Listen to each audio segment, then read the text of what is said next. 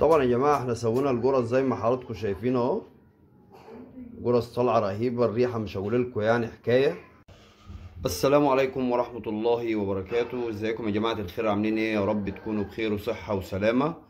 النهارده ان شاء الله هنعمل صنف جديد، وهنعمل القرص المحشيه عجوه، وبرضو هنحاول نعمل منها ساده. معانا المقادير 4 كيلو دقيق، معانا كيلو ونص لبن، ومعانا كيلو ونص سمنة، ومعانا نص كيلو سكر 500 جرام سكر، ومعانا حوالي 200 جرام خميرة عشان الجو اليومين دول يعني برد شديد، فبنزود الخميرة بتاعتنا. ويلا بينا نتوكل على الله. طبعا يا جماعة احنا اول حاجة بنحط اللبن.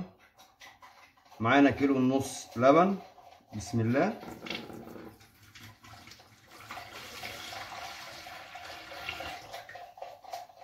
بعد ما حطينا اللبن بنحط ال 500 جرام سكر، بعدين بنحط الخميرة البيرة اللي معانا اهي،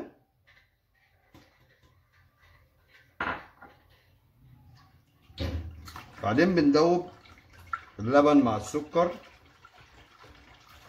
مع الخميرة، وبننزل عليهم بالسمنة زي ما قلنا لحضراتكم. كيلو ونص سمنة نية اهي مش صفيحة زي ما هي.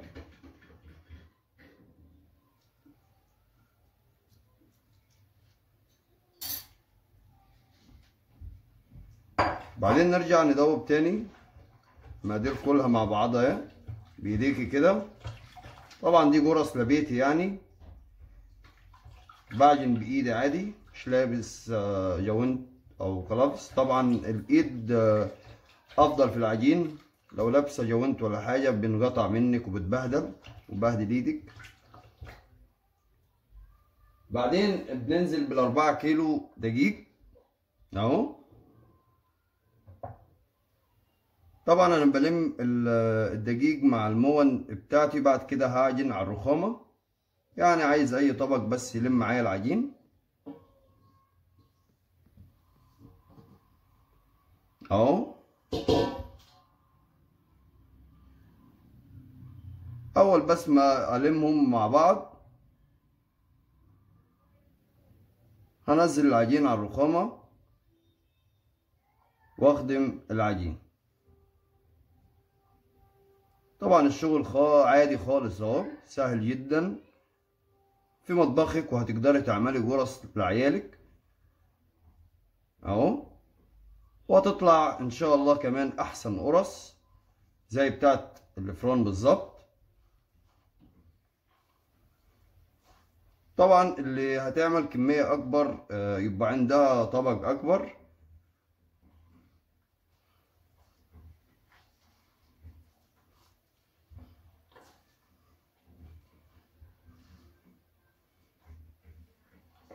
هنلم العجين، وقبل ان شاء الله ما نخدم العجين على الرخامة هنوريكم شكل العجين.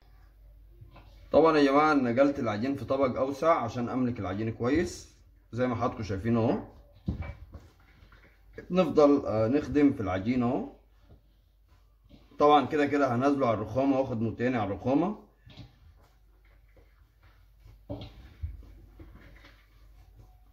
طبعا وانت شغالة كده لما بعوز معاكي مية بتديله مية. هنديله شوية مية دلوقتي لان هو محتاج مية. ترمي في الاول حوالي كيلو ونص لبن او مية، وبعد كده بتزودي العيد لما طبعا بنظر عينيكي كده بتعرفي ان العجين كده مظبوط. كل واحدة ليها نظرة في عجينها طبعا، وزي ما حضراتكم شايفين اهو. هنديها كمان شوية مية. طبعا في كل مرة بندي حوالي 100 جرام مية. حط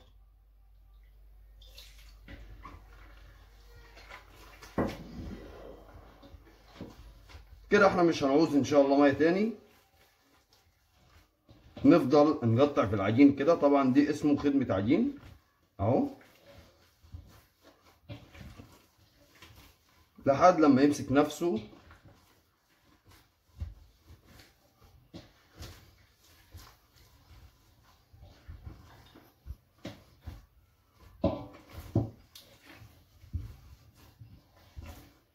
مع بعض. طبعا يا جماعه اللي اول مره يشوفنا يا ريت يعمل اشتراك، ومش تنسوا تعملوا لايك للفيديو. طبعا اللايك دي بيفرحني يعني، بيخلي الواحد يستمر. كده العجين معانا مظبوط اهو، مش محتاج اي حاجه تاني. نبدا بقى اللي احنا نفضل نخدم فيه. هنطلعه اهو من الطبق، نحطه على الرخامه زي ما حضراتكم شايفين. بنخدم، بيعوز خدمه كتير لعد لما تحسي ان وش العجين بقى ناعم معاكي كده، يبقى العجين انخدم. لو مش خدمت العجين كويس الجرصه هتطلع معاكي مقطعه من الوش من فوق. هنخدم العجين كويس وهنرجع لكم ان شاء الله. طبعا يا جماعه زي ما حضراتكم شايفين الخدمه بتبقى بايديكي كده اكنك بتدي بواني في العجين. دي اسرع خدمه لاي عجين يعني، وانت بتخدمي اي نوع عجين اديله بالبواني كده اهو،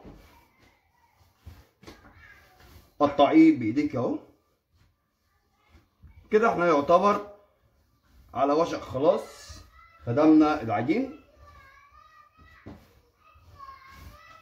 طبعا الكميه ديت كميه حلوه يعني لاي ست بيت تعمله في بيته، كميه كبيره يعني مش سهله.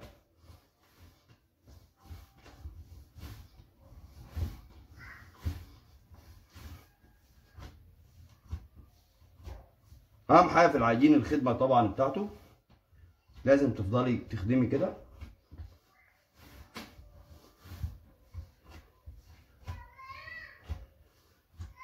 طبعا احنا خدمنا العجين اهو، هنصبر عليه ربع ساعه يرتاح وهنرجع نشتغل ان شاء الله.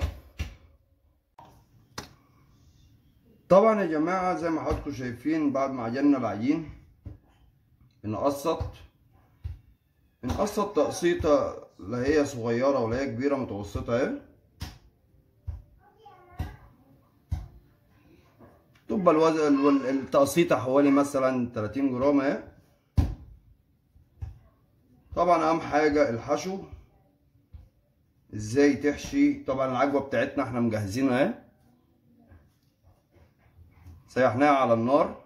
بعد ما سيحناها حديناها حوالي ربع كيلو عجين في قلب العجوه، وضربناهم في بعض عشان خاطر العجوه تفضل معاكي طريه ما تنشفش في اللقمه. دي برضو معلومه لازم تاخدوا بالكم منها. طريقه الحشو يا جماعه بتحط اهو الحشو في قلب الجرصه وبتلفوا الجرصه اهي زي ما حضراتكم شايفين، بتبقى من تحت مقفوله ومن فوق زي ما حضراتكم شايفين. واللي مش هتعرف تلف بايديها كده ممكن تحط القرصه على صوابع ايديها كده وتقفلها بالراحه كده وتحطها على بطن ايديها وتديها نص لفه، هيطلع معاها القرصه زي اكنك لفاها على الرخامه. وبرده في ناس ممكن ما تعرفش تلف بايديها الاتنين، ممكن تلف بايد واحده زي كده اهي.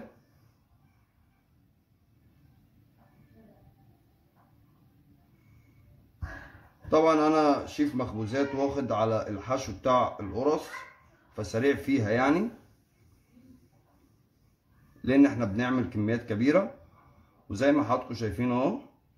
والتقسيط بيبقى سهل برضو وبسيط، بتحاول تخلي ميزان القرصه كل قرصه قد اختها اهو، حوالي 30 جرام اهو.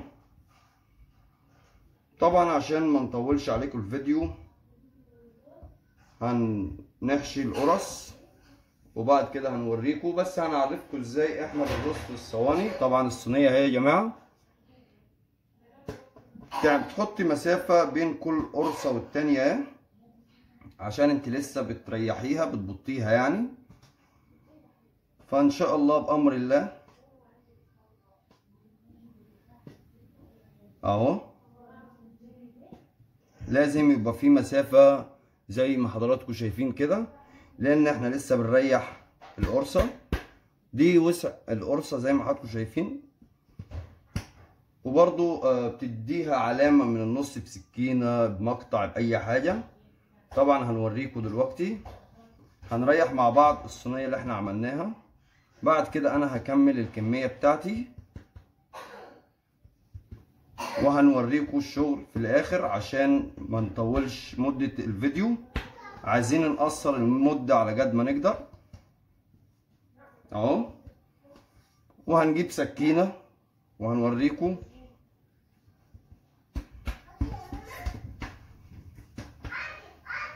احنا فردنا القرص زي ما حضراتكم شايفين، بتروحي جايه مديها نغزتين كده في النص اهو،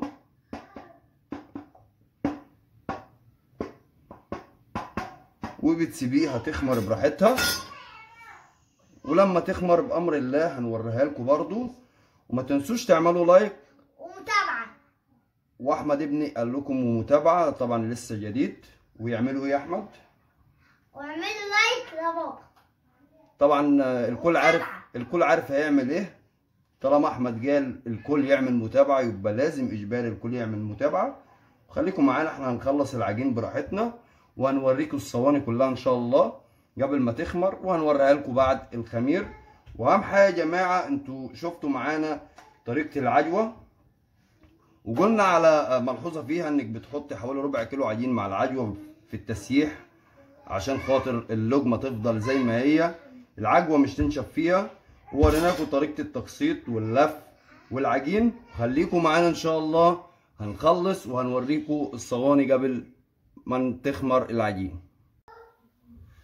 خلصنا يا جماعه، حشينا العجوه، فاضل معانا فتيلين هم ساده، هنعملهم ساده ان شاء الله زي ما حضراتكم شايفين اهو، نفس التقسيط.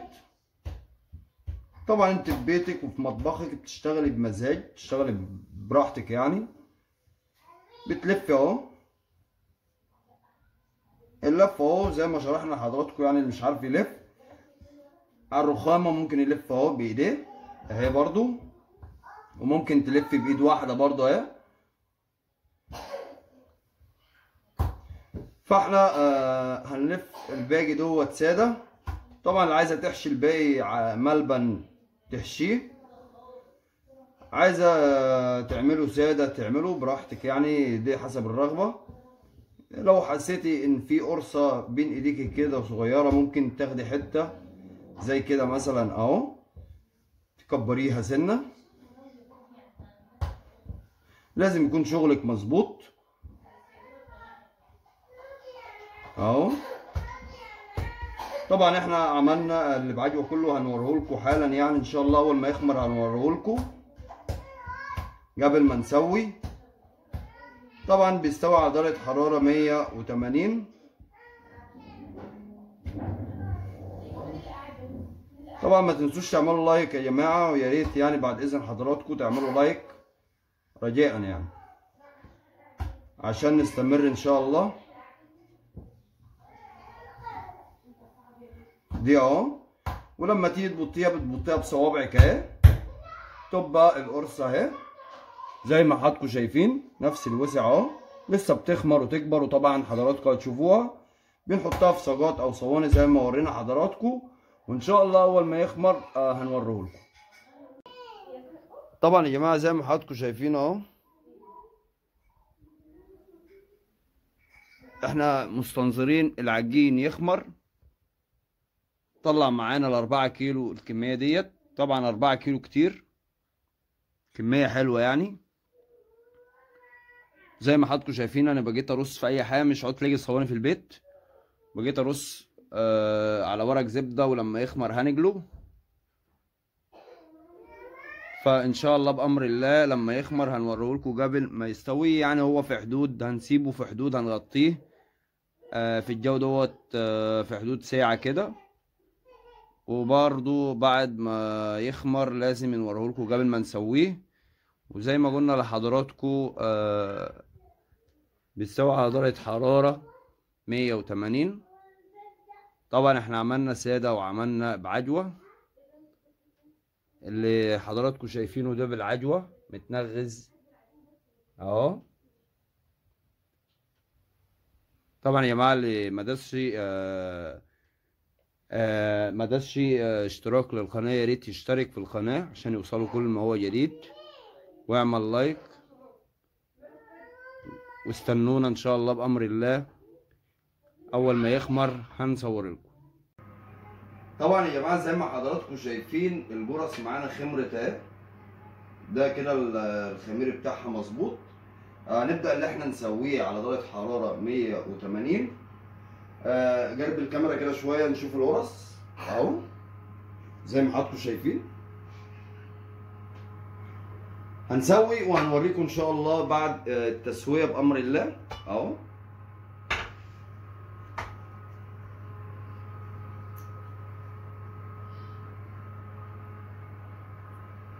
طبعا يا جماعة زي ما حضراتكم شايفين اهو، بسم الله. هنودي الصينية الأولى اهي اهو.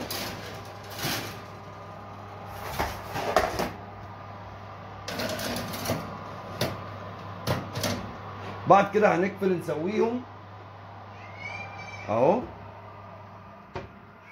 ولما يستوي هنطلعهم ان شاء الله. اعملوا لايك ومتابعة. طبعا يا جماعة احنا سوينا الجرس زي ما حضراتكم شايفين اهو. جرس طالعة رهيبة، الريحة مش هقوللكم يعني حكاية. وادي الصينية التانية اهي. طبعا هنفتح جرصة دلوقتي زي ما حضراتكم شايفين يا جماعة اهي. جرصة استوت اهي من فوق ومن تحت اهي، هشة اهي من جوه اهي، والعجوة زي ما حضراتكم شايفين اهو حكاية. طبعا ما تنساش تعمل لايك للفيديو، ولو لسه جديد يا ريتك تشترك في القناة. والسلام عليكم ورحمة الله وبركاته.